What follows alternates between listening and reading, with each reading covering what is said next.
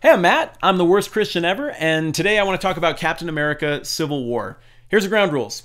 In the first minute or two of this thing, I'm going to do no spoilers, and I'm just going to give you a quick review for people who haven't seen it yet. Then I'm going to give you tons of notice, and it's going to be really spoilery as I talk about some of the hidden themes that I think really are where this movie shines. So, for those of you who haven't seen it, this is a show I didn't want to go to. I've looked forward to every other Marvel Cinematic Universe movie, but this one, I just felt like I needed to endure it and hope to get through it without something bad happening.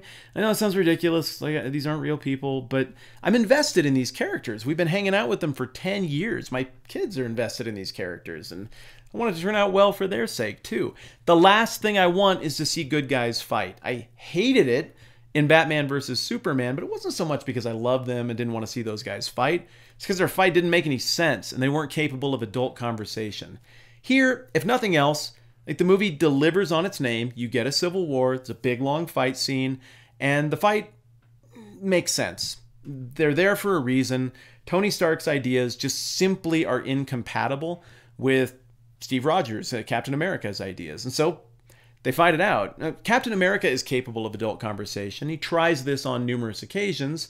And Tony Stark, I really like him. I disagree with the way he comes at the world, but he tries to talk, but it's really hard to have a conversation when your view is such that either you do things exactly the way Stark says, or you get blown up and taken to jail. You chose the wrong side. The conversation doesn't work out. We get our fight, and it's worth hanging around for the resolution. In sum, this is a good movie. It's worth your time.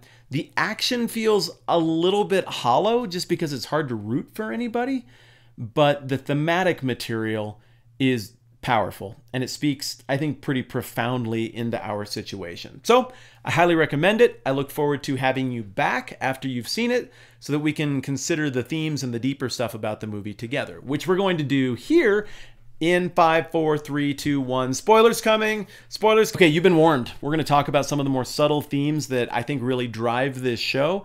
And obviously, there's going to be spoilers everywhere. That's double warning. Here we go. Theme number 1. It's really easy for a good guy to become a bad guy when he doesn't have the character issues in check. Tony Stark, like it or not, is the bad guy in this show. I know some of you are going to be like, what? No, it's that Zemo dude who was only on screen for like a total of 3 minutes. I don't think so. That guy was the instigator. What he did is he played on all the character flaws of Tony Stark to get him to be the driving force to create this civil war. So Tony Stark feels really guilty at the outset of this movie, and he should, because everybody said, don't invent a giant death robot that's going to kill everybody. And Stark was like, yeah, but I'm the smartest, and I know what's most moral, and I know what's right, so I'm going to do it, even though everybody said not to.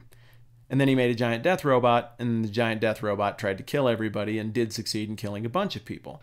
So now he feels bad, and if he were a normal person, I guess he would say, I feel bad. I need to deal with that internally. But not Tony Stark, because he's arrogant and he can't be wrong.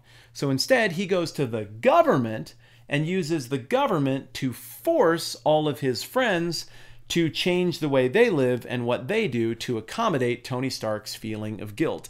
And that's crap. And it makes Stark look really bad from the get-go, and he's the instigator that initiates this civil war in that respect. Well, Rogers isn't going to sign the thing, so we've got friction right off the bat, which leads us to our next theme, which is, terrorism can also really bring out the worst in us, can't it?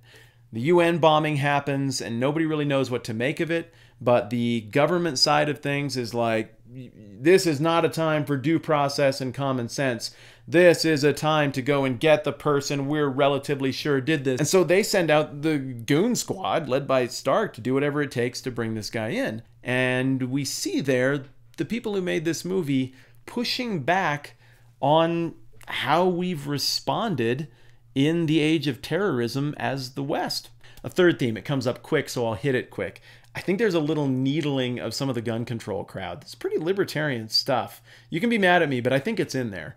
When the accords have been signed and all of the Avengers have been stripped of their weapons, there's a big problem that arises, and they don't have the means to stop it because the government's now in charge of when we'll defend things and what will be done. The government has the monopoly on force.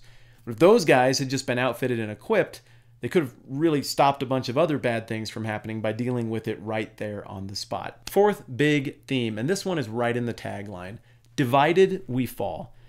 I think this is the central point of the movie. I think you are supposed to feel crappy about watching these guys fight.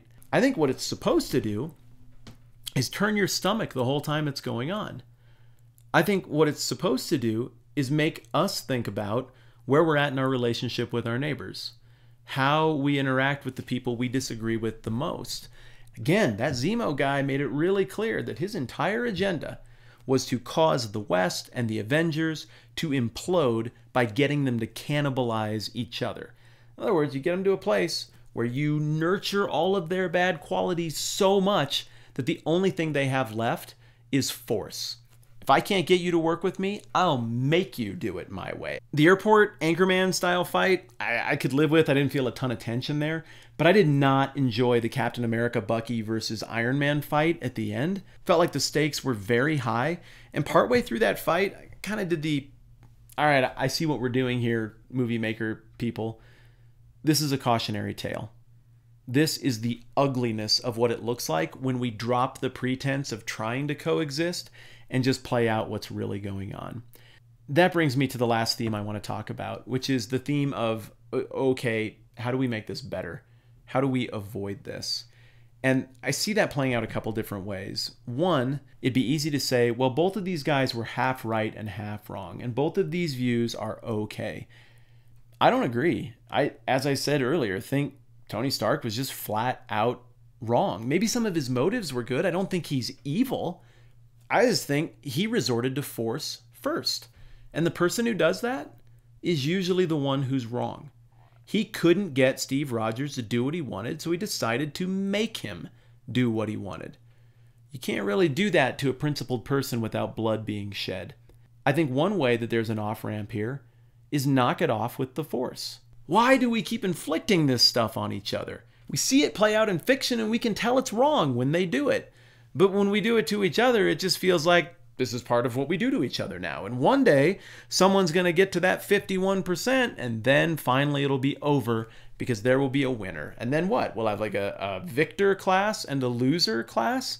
Like, there's no future in that. No, the off-ramp to all of this is the one that Black Panther took at the end of the movie. When he, as the character who had the most reason to want to kill somebody else, laid down his arms and didn't do it, didn't take his shot at revenge, didn't take his shot at using force, and instead realized that the only off-ramp to this is just saying, I'm done. And I felt really convicted by this show. I say that too often probably, but maybe I just get squishy in movies. I don't know. But this did move me, and it pushed me, and made me think about how I want to do things. I like this show. The action stuff, you know, it was fine. The punching and the shields and the lasers, cool. But I really think the themes and ideas are what make this a very poignant and effective movie, especially when compared with most of the stuff we watch these days. It's an honest look at what happens when we get it wrong with each other. It's an honest look at what happens when we get it wrong with ourselves. And it's an honest look at the beginnings of the potential of what could happen if we started to get it right with each other and with ourselves. So if you like reviews like this, I would appreciate it greatly if you'd subscribe to this channel. There's no gimmicks like the red button. It's really a subscribe button today. And I look forward to hearing your thoughts on the show. Please jump into the comments. Let me know what you think, and we'll bounce it back and forth. I'm Matt. I'm the worst Christian ever. Thanks for hearing me out on this. We'll see you soon. Yeah, one last thing. If you're ever in a chamber and you have a brain that has been pre-programmed to start going into kill everybody mode, and somebody starts saying the trigger words, rather than trying to punch your way out of the cage before they say the last trigger word, you're going to use those hands to make these two pointer fingers and put them right here in your ear holes and just go ah real loud so you can't hear the trigger words until you can find like a gun or a crowbar or something to take that guy out. That's just my suggestion for Bucky. That's all I had.